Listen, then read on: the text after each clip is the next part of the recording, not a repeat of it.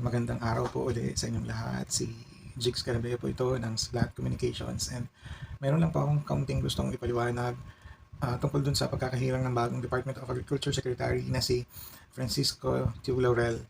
Uh, I don't know him personally and I've never heard of him before, honestly, so wala po akong kahit anong kaalaman tungkol sa kanyang mga personal circumstances, but based on what I researched, he's a magnate or super yaman at ang kanyang mga karamihang interests ay sa fisheries, and yan yung kanyang core competency. So, unang-una, pinakongratulate natin siya and we wish him well, and we hope na masolusyonan niya ang mga napakaraming pagsubok sa larangan ng Department of Agriculture na matagal naman talagang napabayaan. Aminin man natin o hindi, pabor man tayo kay Pangulong BBM o hindi, hanggat walang naging matibay na programang pag-agrikultura mula noong 1970s. Naabandon na talaga ito. So without any other background, dahil alam naman natin at daman natin ang problema at lahat naman yan ay nakalathala. So marami pa rin ingay ang kumakalat sa social media na hindi mo na alam ngayon kung ano ang dapat mong paniwalaan at intindihin. Noong upo si Pangulong BBM bilang concurrent na Secretary ng Department of Agriculture, napakarami po talagang nag-ingay. Ang daming gumawa ng issue, ang daming nagsabi na hindi naman siya qualified, hindi niya kayang trabaho, masyado namang bigat ang trabaho ng pagiging Pangulo para saklawin niya pa ang isang departamento na wala naman siyang kompetensya to start off. Mali po yun sa palagi ko dahil unang-una naman ay naging gobernador siya and he was able to institute genuine agricultural reforms in Ilocos Norte. So, merong apat na components kasi ang Department of Agriculture.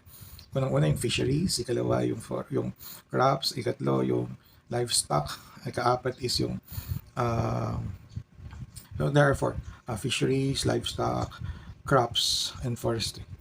So basically, yung apat na departamento na yon ng agriculture ay matagal nang napabayaan at wala naman talagang naging genuine na programa for food security ang mga lumipas na administrasyon. Totoo naman po yan. Let us not sugarcoat it. So, ngayong binitawan na ni Pangulong BBM ang Department of Agriculture, I would like to think and I would like to believe na ang desisyon naman ng Pangulo should always be supported, lalo naman pinag-isipan yan at para sa ikabubuti pa rin ng mga kababayan. So, unang-una, ang mga issue nga is yung binitawan na ng Pangulo ang Department of Agriculture. Ikalawa, since kilalang bihasa sa pagnenegosyo sa fisheries at sa iba pang larangan ng agrikultura, itong si Secretary Tiu Laurel ay marami naman ang nag-iingay at nagsasabi na pansariling interest lang ang papairali nito at dapat mag-divest siya or umalis siya ng kanyang pag-aari doon sa mga negosyong kanyang itinayo sapagkat nasa batas naman talaga na kapag ikaw ay appointed sa isang coterminous position ng presidente ay dapat wala kang personal na stake or investment sa kahit anong private na negosyo. So sa aking pananaw, ay wala pang isang linggo ni hindi pa nga nag-iinit sa pwesto at hindi pa rin, I think, halos nakakatrabaho dahil nagdaan ng mahabang holiday. Patuloy pa rin yung mga pag-iingay ng mga wala nang masabing maganda. All of these influencers, these haters, these so-called political analysts are just really trying to attract attention for views and for subscribers. They are just there to attack and to show the negative side of any decision made by the president. So wala naman talaga. Kumbaga hindi yan sila magiging masaya at hindi yan nila ikakatuwa ang anuman mong maging desisyon ng pamahalaan.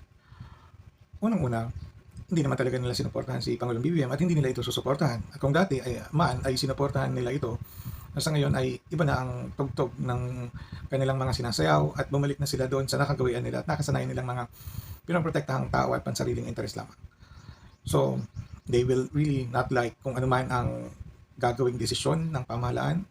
They will not support it and they will just continue to hate on it or just comment negative things about anything. Ang nakakalungkot, ang karamihan sa kanila, nagsasabi pa na sila ay pro-Filipino, pro-Philippines. So kung pro-Philippines ka and pro-Filipino ka, why do you have to question all of the decisions of the chief executive instead of just giving it time and supporting it? Yun lang naman yun ganun lang yung kasimple. So kaysa mag-ingay ka, edi supportahan mo, obserbahan mo, and then after some time, probably after 100 days, kung walang ginawa, then you would have the right to make all of those criticisms. Criticisms kasi is yung mga yan na pag po na inilalagay po yan sa lugar, hindi yung basta makapamuna lang. Hindi po yan po pwede na pag may balita, mag-iingay at magsasalita ng kung ano-ano na wala pa man. Napaka-irresponsible. We believe that that is not fair, and hindi naman po yun marapat na ginagawa. But yet, may kanya-kanya naman pong karapatan na magsalita at magpahayag ng sa loobin ng bawat isa.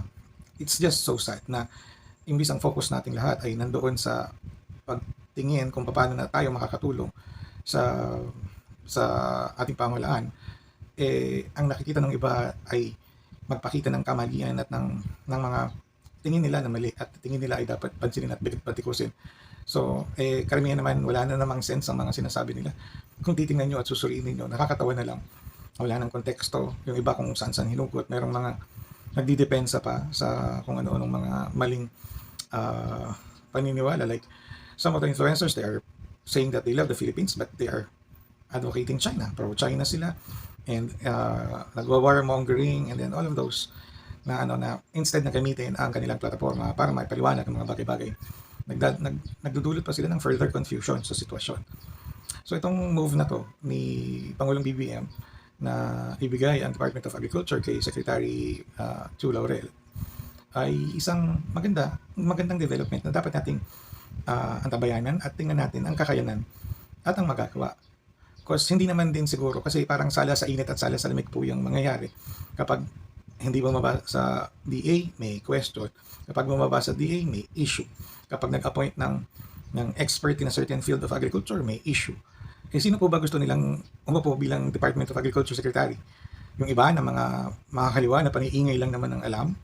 O yung iba na mga sumusuporta sa lantarang sumuporta sa kanilang susuporta sa kanilang mga pansariling interes gaya ng pag-aangkat ng mga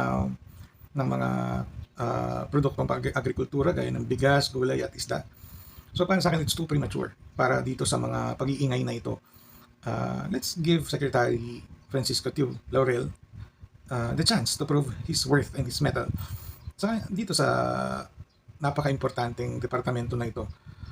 So, sana po magkaisa tayong lahat na i-welcome siya, i-congratulate siya, and we should wish him well. Of course, ang pagtatagumpay sa DA ng bagong sekretary ay tagumpay din ng lahat ng mga Pilipino at tagumpay din ni Pangulong BBM. So, it's a win-win for everyone. Yung mga nag-iingay lang for the sake of mag-ingay, ano bang ginawa ninyo? If you're an expert in agriculture, nag-apply ba kayo? Tumulong ba kayo? Nag-submit ba kayo ng kahit na anong suggestions to solve the agriculture problem? Sometimes it's best na i-challenge itong mga nag-iingay na ito. Na panay-ingay lang kayo, ano ba nagawa ninyo? What have you really done for the country? And what kind of support have you given instead of just making political noise every time merong development? Nakakapagod na rin kasi at nakakasawa. That's why we also decided na to engage in this toxic social media circus. But there are times that nagde-decide na rin kami, like nowadays, na ipaliwanag ang mga sitwasyon para we would reach the subscribers, the followers can see a different perspective na walang toxicity. Sobrang stressful na nga yung buhay. Totoxikin pa natin yung mga sarili natin sa pakikinig sa mga taong ang mga gusto lang naman ay magpasikat at magpabida. So hayaan na natin sila magpabida. But be careful of the content creators that you follow. Be careful sa mga sinusundan at sinusubaybayan ninyong mga political influencers. Some of them maganda ang hangarin. Some of them are motivated by greed, by money, by whatever. So kanya-kanya po yan. Kami naman po, ever since, kilala nyo na kami, we have been very consistent with our stand, no to toxicity, and no to using our influence to generate hate. So, nagpapaliwanag po kami sa abot naming makakaya. And amin pong ipapaalam at ibabahagi ang alam namin tungkol sa mga bagay-bagay. So, just to recap, wala pong masama sa pagkaka-appoint kay Secretary Frederick Chu Laurel, Kiko Chu Laurel. We hope makilala natin siya ng lubusan, and then tingnan natin, bigyan natin siya ng pagkakataon, ipakita ang kanyang competency dito sa larangan na ito, suportahan po natin ang desisyon ng ating Pangulo at suportahan din po natin ang mga magiging hakbang ng Department of Agriculture. So, magmatchat po tayo. We're not saying na hayaan natin sila na mali na tatahimik tayo. We will observe. And pag dumating yung tamang pagkakataon na meron talagang dapat punahin, bakit naman hindi tayo pupuna? But for most of the time, pag buwang tiwala mo sa liderato ng isang namumuno, you will always respect the decision kahit na merong mga pansariling personal na interest ang natatamaan ng mga desisyon yan. So, at the end of the day, kapag napagtungkumpayan ng bagong day secretary at ng Pangulo yan, patagumpay din ng bawat magsasaka at lahat ng nasa agriculture sector sa buong Pilipinas. And ultimately, tagumpay ng mga Pilipino, nating lahat, sa hinahangad natin na food security. Yan po kasi yan. It's all about food security na sinusubukang address ngayon. Food security in terms of supply and food security in terms of the prices.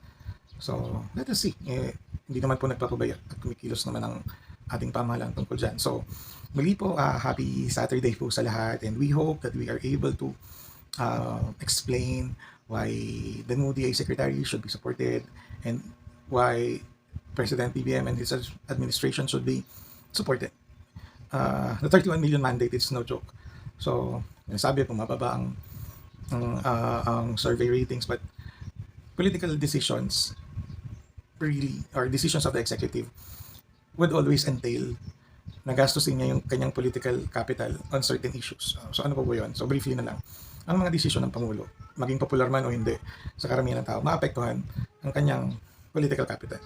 And if we want to be blunt about it, ang political capital niya is 31 million. Those who supported him.